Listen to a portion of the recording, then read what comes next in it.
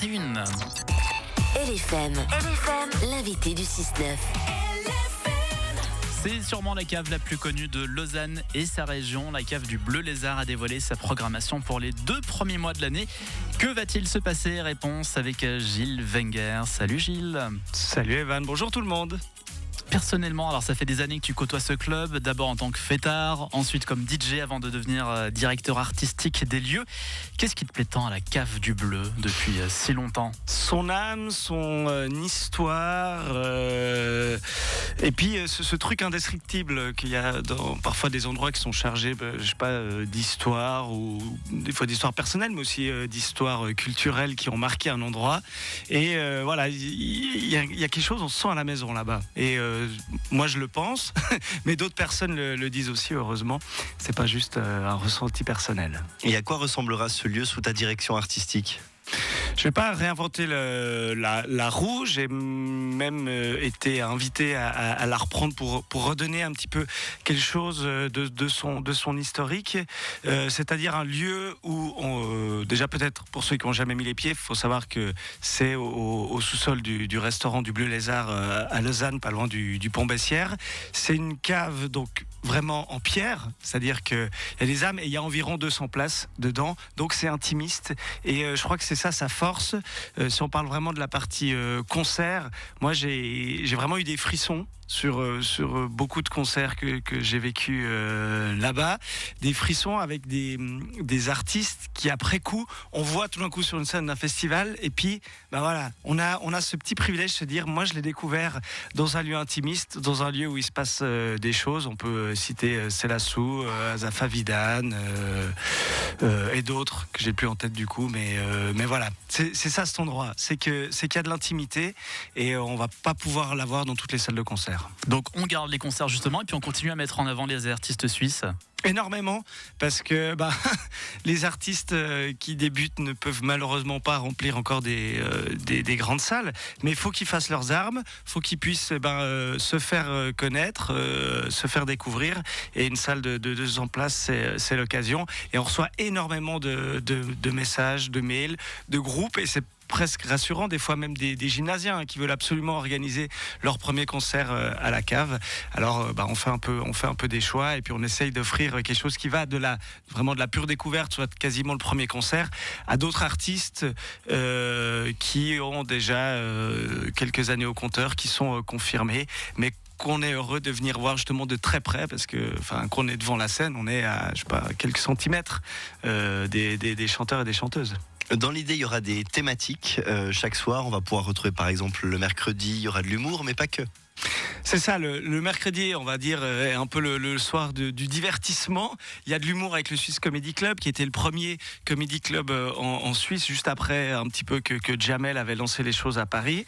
On fait aussi du karaoké, ça s'appelle le Caracave avec le collectif 52.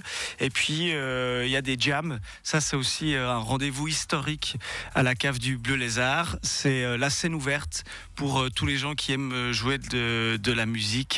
Et ça, c'est le programme du mercredi. On a juste à venir et puis jouer. Plus ou moins, ouais. Et savoir un petit peu jouer quand même, et puis se laisser embarquer. Il y a toujours une équipe en fait qui est en charge de manager cette jam, d'inviter un guitariste. Après, il change le bassiste. Après, voilà. Ça, c'est la petite magie de quelqu'un qui crée une jam. C'est aussi de sentir les bonnes synergies qu'il faut créer à ce moment-là. Des concerts pour le jeudi, est-ce que tu as quelques noms à nous proposer? Principalement, ouais. Le jeudi est axé sur les concerts, même si on en fait aussi d'autres soirs selon les opportunités.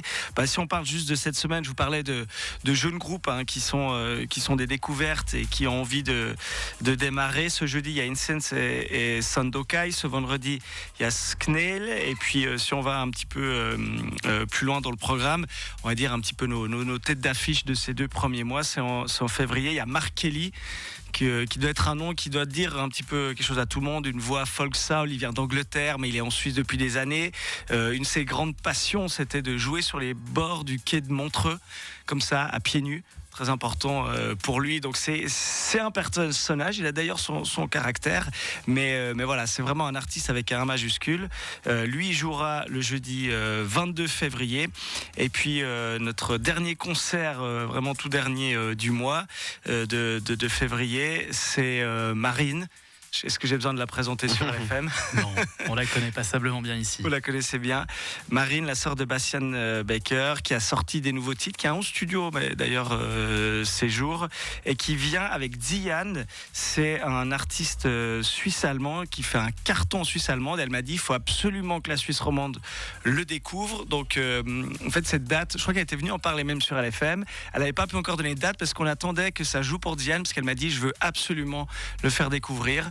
Donc voilà, tant qu'on ne trouve pas une bonne date, les deux, je te confirme rien. Et finalement, on a trouvé cette date du 29 février. Et dépêchez-vous de prendre des places pour ce concert parce que voilà, c'est Marine, c'est Diane, on sent qu'il y a de l'envie et ça se remplit bien pour l'instant.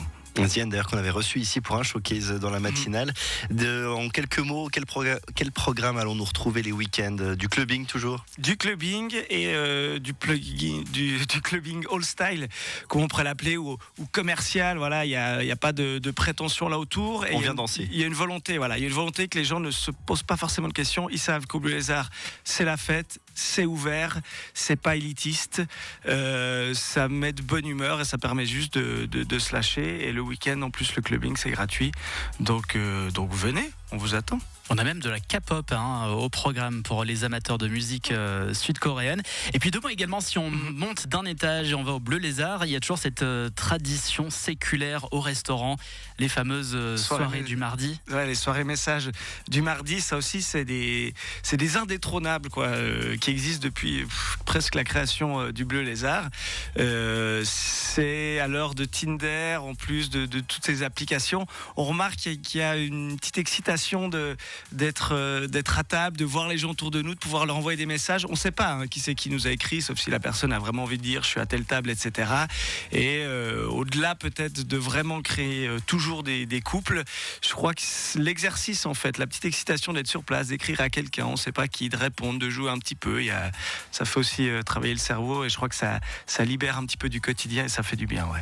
Et là, il faut réserver parce que c'est toujours plein le mardi soir le restaurant. Et dans tous les cas, aussi bien pour le restaurant que pour la cave du Bleu, on va retrouver les infos sur bleu-lézard.ch. Merci beaucoup Gilles Wenger. Merci pour l'invitation et rendez-vous à la cave. Et on parlait de Zayan, le voici là tout de suite avec Grateful sur LFM.